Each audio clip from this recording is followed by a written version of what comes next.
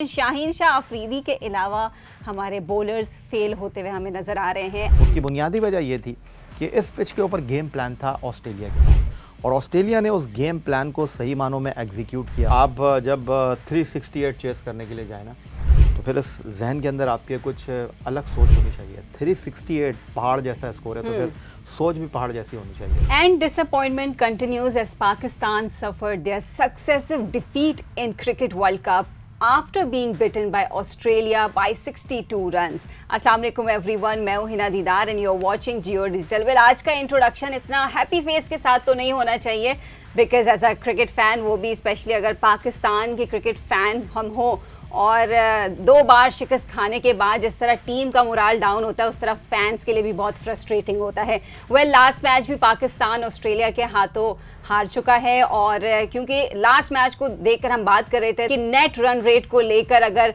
Improve करना है पाकिस्तान तो ऑस्ट्रेलिया के अगेंस्ट मैच जीतना लाजमी था, लेकिन हर मैच बहुत इंपॉर्टेंट है। तो इस मैच ने भी काफ़ी डेंट किया है और जो 4th पोजीशन थी पॉइंट्स टेबल में पाकिस्तान की, अब वो 5th नंबर पर स्टैंड कर रहे हैं और ऑस्ट्रेलिया प्रमोट होकर नंबर 4 पर है। वेल, बात करेंगे इस मैच को लेकर, but also we'll talk about the next match जो पाकिस्तान खेलेगा अफगानिस्तान के अगेंस्ट। बहुत मैचेस हैं और अब तो और टफ टीम्स के साथ मैचेस होने वाले हैं। सो लेट्स फाइंड आउट कि आज हमारे जो गेस्ट हैं वो इस मैच को लेकर उनकी क्या रिएक्शंस हैं। So let me introduce our guest, sports anchor, senior sports journalist Yahya Husaini is with us। कैसी हैं आप? ठीक ठाक? ठीक ठाक तो नहीं है हम, क्योंकि हम नहीं, आपको तो ठीक ठाक होना जरूरी है क्योंकि शो आपने करना है। बिल्कुल, वहाँ पर पाकिस्तान टीम को अपना काम करना है तो हर किसी को ठीक ठाक होना जरूरी है। हाँ, जख्मी दिल के साथ एज अ फैन, क्योंकि एक जख्म हमारा भरा नहीं था अगेंस्ट इंडिया, स्टिल एक और लॉस हमने देखा। तो पहले अब मैं बॉलिंग यूनिट की डिस्कशन लेकर हम शुरू करेंगे, लेकिन फर्स्ट आई विल आस्क के टॉस के डिसीजन को लेकर आप क्या सोचते हैं? वैसे ज़्यादातर जो ओपिनियंस हमें नज़र आ रहे थे वो बैटिंग फर्स्ट को लेकर आ रहे थे, तो बॉलिंग फर्स्ट ने हर्ट किया पाकिस्तान? देखिए ना, मैच हो चुका है और मैच के बाद अब पोस्टमार्टम करना बहुत आसान काम है। वजह जानना, मुहर्रिकात जानना, और एक बात तय है क्यों आप ये बात कर रहे हैं। दोनों एस्पेक्ट को मेरा ख्याल है हम तोल लेते हैं और फिर फैसला मेरा ख्याल है आप पे छोड़ देते हैं या देखने वालों के ऊपर छोड़ देते हैं। बाबर आजम ने टॉस जीतकर पहले बैटिंग का फैसला नहीं किया, उसकी क्या वजूहत थी? उसकी पहली वजह ये थी कि हमने ऑस्ट्रेलिया के साथ कुछ साल पहले जो है होम ग्राउंड पर वनडे सीरीज़ जीती थी और लाहौर में एक मैच था जिसमें इमामुल हक ने 100 किया था, बाबर आजम ने 100 किया था और 300 प्लस करके हम वो मैच जीते थे। एक बाबर आजम के जहन में वो वजह थी। दूसरी वजह बाबर आजम के जहन में ये हो सकती है कि वो जो हमने हैदराबाद दक्कन के Rajiv Gandhi international cricket stadium में रिकॉर्ड 345 चेज़ किया अगेंस्ट श्रीलंका, और वो हो सकती है। और तीसरी वजह क्या थी? तीसरी वजह शायद ये हो सकती है कि ये पिच जो है वो बैटिंग के लिए अच्छा है और शायद ड्यू फैक्टर जो है वो ऑन हो सकता है।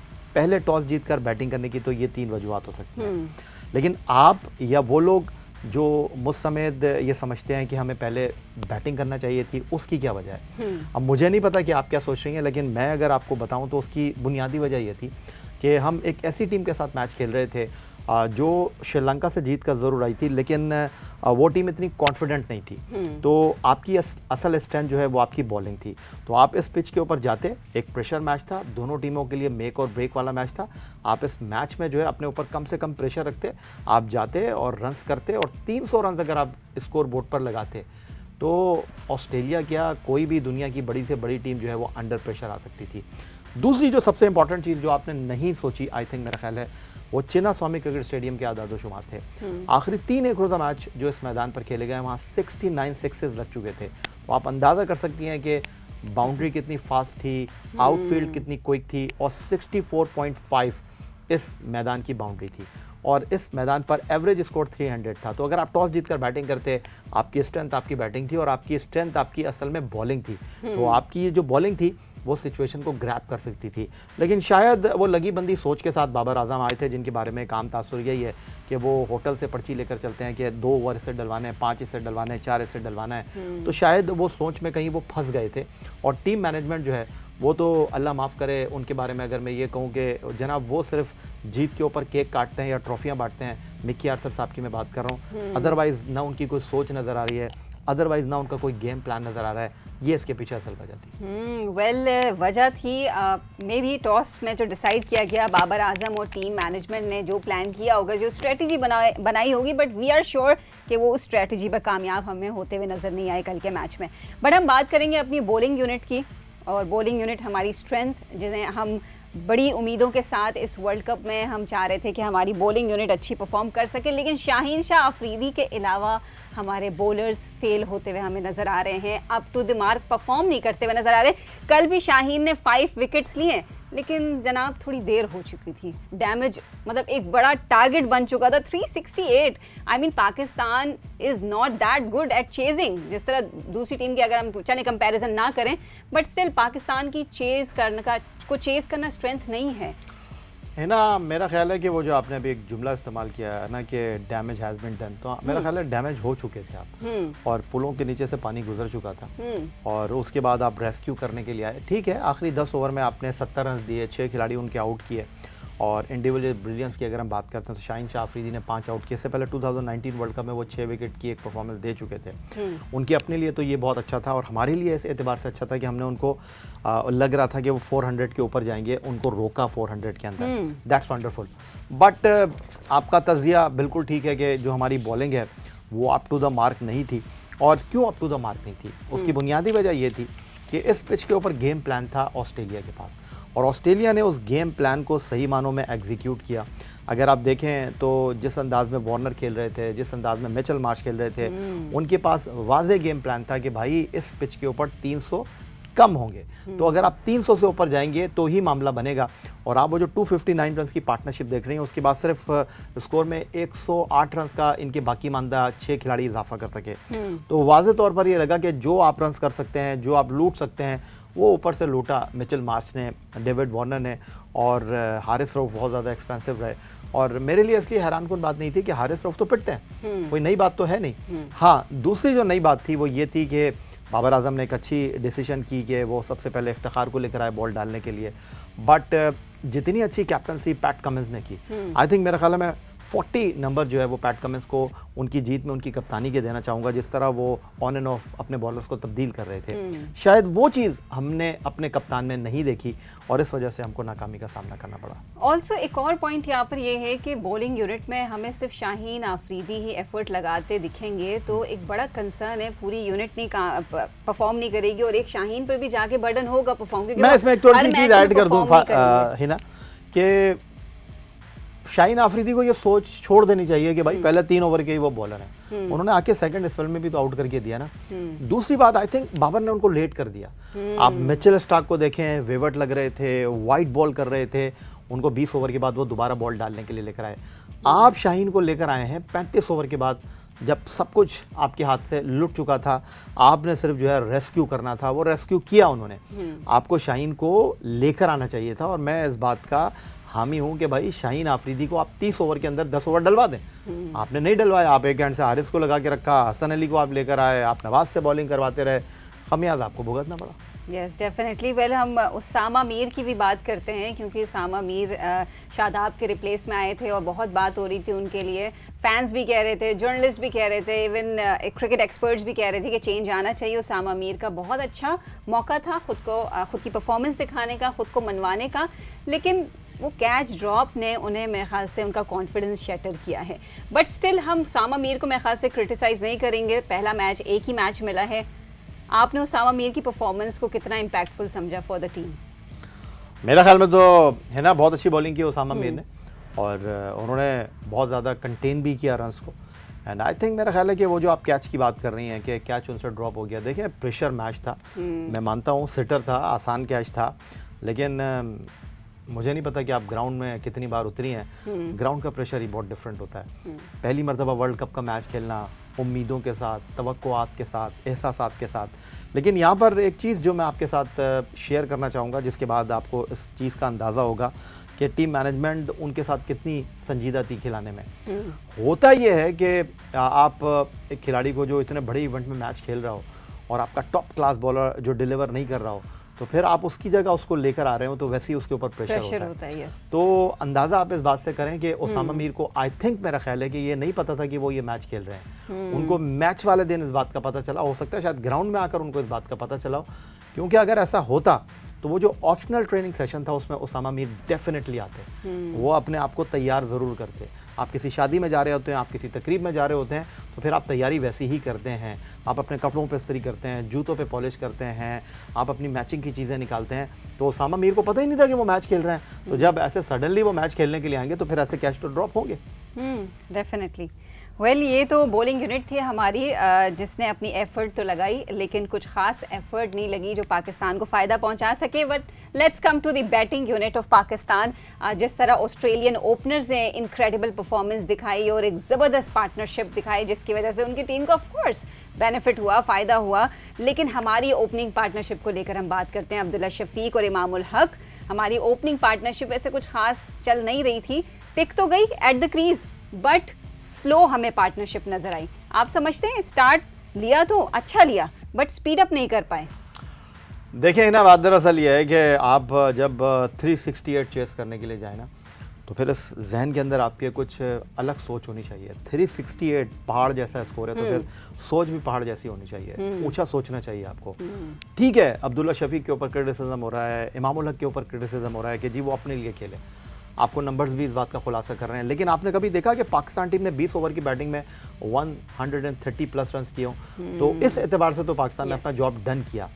जो ओपनर्स का काम था उन्होंने कर दिया था। आप देखो 259 ऑस्ट्रेलिया करता है और नंबर 3 पर वो अपना बैटिंग ऑर्डर चेंज करते हैं और स्टीव स्मिथ की जगह वो बल्लेबाजी करने के लिए जो है ग्लेन मैक्सवेल को भेजते हैं, जिनकी पाकिस्तान के खिलाफ वनडे क्रिकेट में एवरेज 52 है। वैसे ओवरऑल उनकी एवरेज जो है वो 33 है। इसका मतलब कि ऑस्ट्रेलिया को पता था कि भाई इस पिच के ऊपर हम जाएंगे 350 से ऊपर, वरना वो बैटिंग ऑर्डर क्यों चेंज करते। और आपने अपने जो बैटिंग ऑर्डर थी उसको गोंद की तरह पर्ची के ऊपर लगा के चिपका दिया था कि नंबर 3 पर बाबरी होंगे, नंबर 4 पर रिजवान होंगे, नंबर 5 पर सऊद होंगे, नंबर 6 पर इफ्तिखार होंगे। आपको कुछ आउट ऑफ द बॉक्स जाना था। आपको रिजवान को नहीं भेजना था, आपको भेजना था जनाब नंबर 3 के ऊपर नवाज को, नंबर 3 पर आप ओसामा मीर को भेजते, नंबर 3 पर आप शाहीन शाह अफरीदी को भेजते, नंबर 3 के ऊपर आप इफ्तिखार को भेजते। भाई आप 20 गेंदें खेलें, 25 गेंदें खेलें, हमें 45 रन करके देखें। जिस वक्त आपका पहला विकेट गिरा उस वक्त आपको लगभग कुछ 180 गेंदों पर 230 रन की ज़रूरत थी। अगर वो कोई 30-35 रन हो जाते तो मुकाबला रन बॉल के ऊपर आ जाता। आपने देखा कि इफ्तिखार ने जिस तरह बैटिंग की, सऊद शकील ने जिस तरह बैटिंग की, दांतों तले पसीना आ गया था ऑस्ट्रेलियंस के। अगर वो थोड़ी सी बैटिंग लिंगर ऑन होती तो मामला कुछ डिफरेंट हो सकता था। तो आप अगर ये पहले कर लेते तो आपको आकर जो है सर नहीं पकड़ना पड़ता। यस, एंड ऑल्सो जहां आप नंबर्स की बात कर रहे हैं तो वहां स्किपर की बात करना हमें लाजमी है। जो डिसीजंस ऑन फील्ड लिए जाते हैं उसमें पाकिस्तान के कैप्टन का बड़ा रोल होता है। तो बाबर आजम के लिए कल का मैच बहुत इंपॉर्टेंट था, खुद को प्रूव करने के लिए। कल का मौका भी बाबर आजम ने गंवा दिया। तो आप सेम राय रखते हैं कि बाबर आजम को कल परफॉर्म करना चाहिए था, और अगर उनकी लॉन्ग इनिंग्स होती तो रिजल्ट थोड़ा बेहतर होता है, या हम क्लोज मैच हारते चले, यही कह सकते हैं हम? देखें बाबर आजम के इस वक्त अगर आप वर्ल्ड कप में नंबर देखें 5, 10, 50, 18, ये उनकी परफॉर्मेंस है। और शायद बाबर आजम के नाम के साथ ये परफॉर्मेंस सूट नहीं करती। बाबर आजम बड़े प्लेयर हैं, बड़े मैच में उनको परफॉर्म करना चाहिए, नहीं किया उन्होंने परफॉर्म। लेकिन डेफिनेटली उनके ऊपर प्रेशर तो होगा। स्टार्ट उन्होंने अच्छा किया था, 2 चौके भी उनको आकर मिले। बट शोएब मलिक को मैं सुन रहा था, उन्होंने बड़ी अच्छी बात बोली। उन्होंने कहा कि जब गेंद पिच के ऊपर स्पिन ना हो रहा हो और फास्ट बॉलर को बिल्कुल भी कोई हेल्प नहीं मिल रही हो, तो फिर आपको जो है वो आउट ऑफ द बॉक्स नहीं खेलना चाहिए, आपको वी में खेलना चाहिए, आपको डाउन द ऑर्डर आकर खेलना चाहिए। जब बॉल स्पिन नहीं हो रहा हो, अगर आप निकल कर भी खेलेंगे ना स्पिनर को, तो आप बीट नहीं हो सकते। तो उस अप्रोच के साथ आपको जाना चाहिए था। आप अगर रिजवान को देखें, वो ऑफ स्टंप के बॉल को खींच रहे हैं। बाबर आजम भी जो है वो सिमिलर उनका डिसमिसल हुआ जैसे वो नीदरलैंड के खिलाफ आउट हुए थे ऑन साइड पर खेलते हुए, सेम बाबर आजम उसी तरह आउट हुए। तो शोएब मलिक का कहना था, हैरानगी का वो इजहार कर रहे थे कि भाई आपको ऐसी सिचुएशन में, ये बात इंडिया के मैच में भी हुई, कि आपको जब स्पिनर बॉल कर रहा हो, आप सेट हो गए हो, तो आपको निकल कर मारना चाहिए। अब अगर वार्नर को देखें, आप अगर मिचेल मार्श को देखें, उन्होंने अटैक किया, उन्होंने तो फास्ट बॉलर को खड़े खड़े छक्के मारे। आप सऊद शकील को देखो, उन्होंने मिचेल स्टार्क के सर के ऊपर से मारा। तो वाई तो इसके ऊपर हैरानगी हो सकती है, और क्या कहें। डेफिनेटली वेल बैटिंग यूनिट भी कुछ खास हमें चिप इन करती हुई नज़र नहीं आई, लेकिन अब चूंकि ये क्वेश्चन है कि पाकिस्तान के पास अब भी चांसेस हैं, यस ऑफ कोर्स चांसेस हैं, लेकिन चांसेस के बारे में हम याया हुसैनी से पूछते हैं कि सेमीफाइनल की दौड़ में अब पाकिस्तान को आगे मजीद 5 मैचेस खेलने हैं और तगड़ी टीम्स हैं, तो कितने मैचेस खेलना लाजमी है पाकिस्तान को to qualify for the देखिए, अब मसला ये हो गया कि वो आपके एक चचा हैं जिनके साथ आपके अब्बू के ताल्लुकात ठीक नहीं है और आपको उनके साथ कोई काम पड़ गया है, तो आप उनके घर जा रहे हैं, तो आप ना ही समझे ना, फिर तो या तो उनके दिल में अल्लाह ताला कोई डाल दे, या आपकी किस्मत अच्छी हो, तो अब आपकी मतलब हमें किस्मत पे रिलाई करना है। बिल्कुल आपको अपनी किस्मत के साथ जाना होगा, इसमें कोई शक व शुबे की गुंजाइश नहीं है, क्योंकि देखिए ऑस्ट्रेलिया की टीम 2 बड़ी टीमों से हारी है, इंडिया से हारी, ऑस्ट्रेलिया की टीम साउथ अफ्रीका से हारी। हम किससे हारे हैं? हम इंडिया से भी हार गए, ऑस्ट्रेलिया से भी हार गए। अब हमारे पास 3 ऐसे मैच हैं जिनको हमने फिनिश करना है जीत के साथ, New Zealand, south Africa and England. और ये तीनों टीमें फंसी हुई हैं। आज इंग्लैंड की टीम जो है वो साउथ अफ्रीका से खेल रही है वानखेड़े स्टेडियम मुंबई में, और डेफिनेटली वो चाहेंगे कि आज मैच जीते। हालांकि लोग उनको अंडर एस्टिमेट कर रहे हैं और नहीं लग रहा लोगों को कि जी इंग्लैंड की टीम जीतेगी, बट मैं ऑल आउट जा रहा हूँ इंग्लैंड के साथ, और मुझे लगता है कि आज अगर कोई जीत के बाहर निकलेगा तो वो इंग्लैंड की टीम होगी। बैन स्टोक भी वापस आए हैं, तो अब इन टीमों के पास भी गलती की गुंजाइश नहीं है। तो मुझे लगता है कि हमारे पास 2 ऐसे मैच हैं, अफगानिस्तान के और बांग्लादेश के, लेकिन जिस तरह हमारी बैटिंग लाइनअप स्पिनर्स के ऊपर एक्सपोज हो रही है, आई थिंक मेरा ख्याल है कि स्पिन अटैक बांग्लादेश का भी बुरा नहीं है, स्पिन अटैक अफगानिस्तान का भी बुरा नहीं है। चलें उन मैचों को हम साइड में रख देखते हैं। मैं आपसे सवाल पूछता हूं कि आपको लगता है कि England, New Zealand and south Africa, हम तीनों के तीनों मैच जीत जाएंगे? वेल, जो जिस सिचुएशन में पाकिस्तान है, I don't think so with this team effort, बहुत मुश्किल। देखिए, आपको सेमीफाइनल में जाने के लिए कम से कम 5 मैच जीतना है। जी, प्रैक्टिकली आप बोल रहे हैं, सेमीफाइनल में जाने के लिए आपको 5 मैच जीतना है और अपने आप को सिक्योर करने के लिए आखिरी 4 में 4 मैच जीतना है। तो अब आपके मैच रह गए 5, तो अब आपको 4 मैचों को जीतने की ज़रूरत है।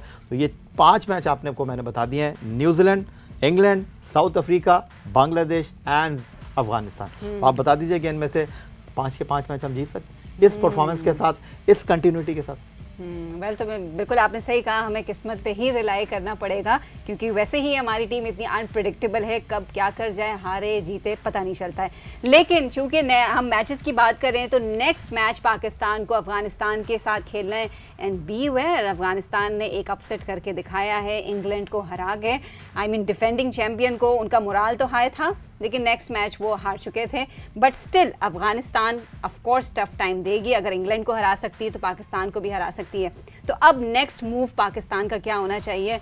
अब 2 बार तो हार चुके हैं, of course confidence level I know low होगा, बट स्टिल प्लेइंग 11 में कोई चेंजेस एक्सपेक्ट कर रहे हैं, होना चाहिए। देखिए, कॉन्फिडेंस लेवल की जहाँ तक आप बात कर रही हैं ना, कॉन्फिडेंस लेवल ये है कि आप जब अहमदाबाद से निकले थे तो सर झुके हुए थे और आंखें नीची थी, और अब जब आप चिन्नास्वामी स्टेडियम बेंगलोर से हारकर होटल आए और होटल से आप अब मद्रास, जो कि पुराना नाम है चेन्नई का, वहाँ के लिए आप सफ़र कर रहे थे, एक बार फिर आपकी आंखें झुकी हुई थी, सर नीचे थे, और आप बस कैमरे को देखे बगैर जो है अपनी बस के अंदर जा रहे थे। तो चिप्स डाउन है, इसमें कोई शक नहीं है। लेकिन जो आप अफगानिस्तान के मैच की बात कर रही हैं, मैंने आपको बता दिया कि अफगानिस्तान के मैच को कह रहे हैं कि स्पिनर्स का मैच है। अफगानिस्तान के पास 3 टॉप क्लास स्पिनर हैं, मुजीब, राशिद, और उनके साथ उनके जो तीसरे स्पिनर हैं एक्स कैप्टन नबी।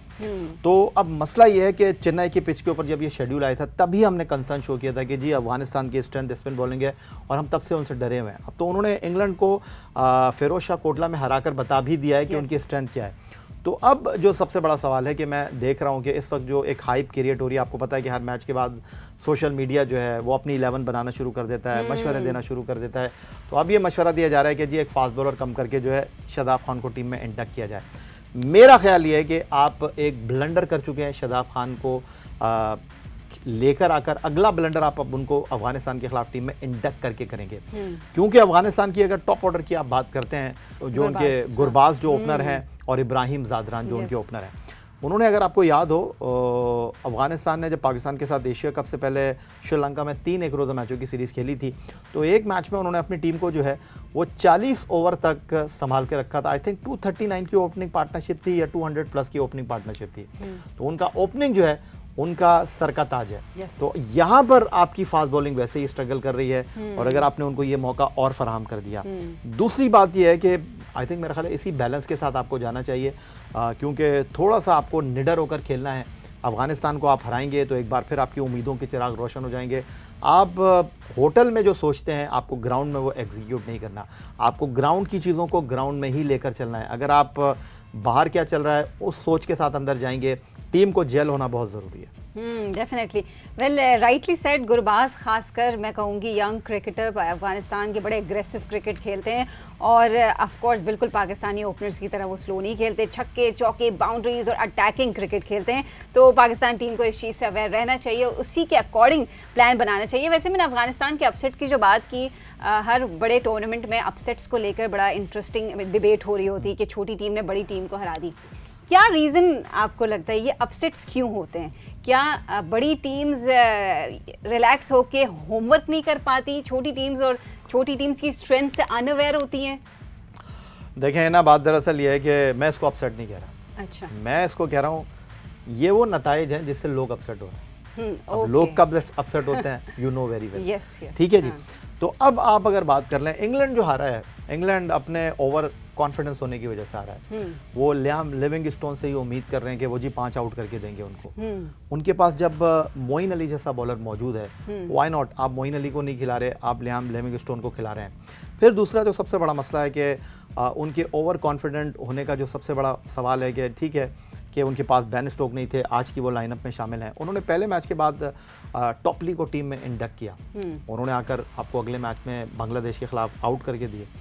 यहाँ पर थोड़ा सा अपने शेल में जाना होगा क्योंकि टीम तो बहुत तगड़ी है। और एक और जो प्रॉब्लम मुझे लग रहा है कि टॉप ऑर्डर में बैटिंग करते हैं उनके जो कैप्टन है जॉस बटलर, और जो उनके ओपनिंग बैट्समैन है, एक और विकेट कीपर हैं जॉनी बैरस्टो, उनसे बॉल टच नहीं हो रहा है। ये दोनों अगर रन्स करेंगे तो डेफिनेटली ये टीम जो है वो हिलाकर रख सकती है।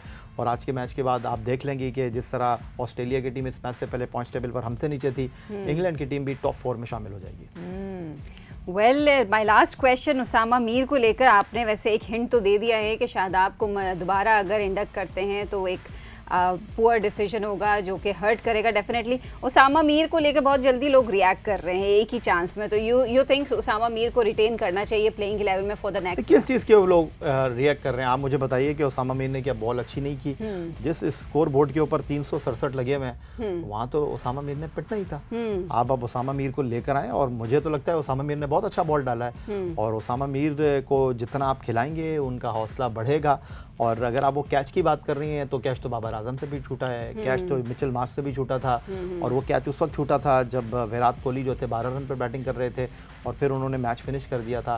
कैच तो हसन अली से भी छूटा था वर्ल्ड T20 में और पाकिस्तान ऑस्ट्रेलिया से हार गया था। कैच तो राहत अली से भी छूटा था 2015 में एडिलेड में और शेन वॉटसन ने मैच ख़त्म कर दिया था। कैचेस तो छूटते रहते हैं, ठीक है, कॉस्टली था ये कैच, लेकिन फिर आपको ये भी सोचना चाहिए कि ऑस्ट्रेलिया ने भी कैच छोड़ा है। ऑस्ट्रेलिया अगर पाकिस्तान के कैच पकड़ लेता तो आज आप जो बात कर रहे हैं कि पाकिस्तान ने 305 किए, कि आपको लगता है कि वो 305 होते? डेफिनेटली। वेल, यहाँ पर हम आपसे इजाज़त मांगेंगे। Thank you so much Faya Hussaini for your opinions. और आप क्या समझते हैं अगले मैच के लिए पाकिस्तान को प्लेइंग 11 के हवाले से हमें ज़रूर कमेंट बॉक्स में बताएं कि उसामा मीर को एक और मौका मिलना चाहिए, और what changes are you expecting for the match against Afghanistan. अपना ख्याल रखिए, अल्लाह हाफ़िज़।